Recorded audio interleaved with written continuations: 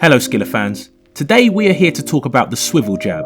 It is a technique you have most likely seen, but it never gets noticed, as it is really subtle.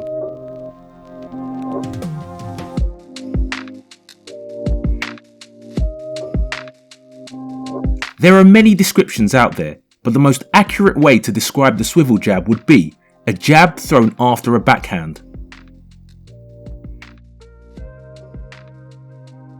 We are used to seeing the jab as the lead punch. Training camp, a family affair, much so. Throw at 1/3. Some throw a single jab, to relax a little bit. or multiple jabs. Pulled together, did everything with him. I'm gonna test Anthony Sims because it's power shots and no record now. Some use it to set up power punches, but it is usually the first punch. Well, in this case it is the last punch, and it comes after a backhand. Back out. Oh, down goes Thurman! Mechanics. The mechanics are really simple. After a backhand punch, the most common follow-up would be a lead hook. For example, a 1-2-3 would be a jab straight hook. Not forget what we mentioned. Well, a swivel jab would start with the same mechanics as the lead hook.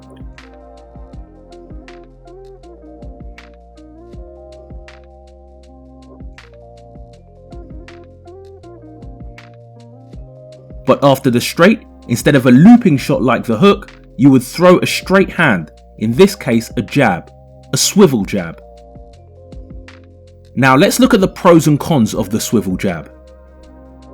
Pros: extra reach. Most opponents will expect you to fall short after a backhand.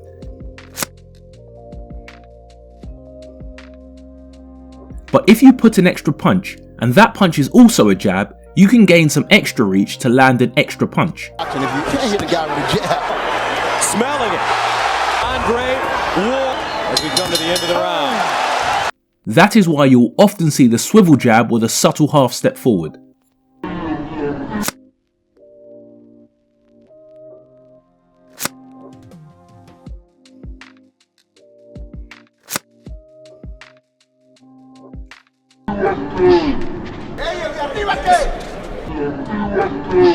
Surprise factor.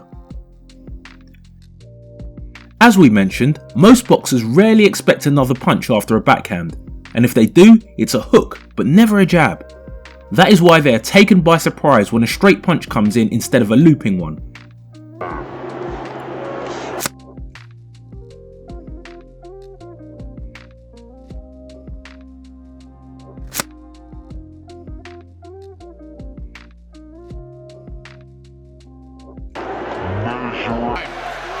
Measuring his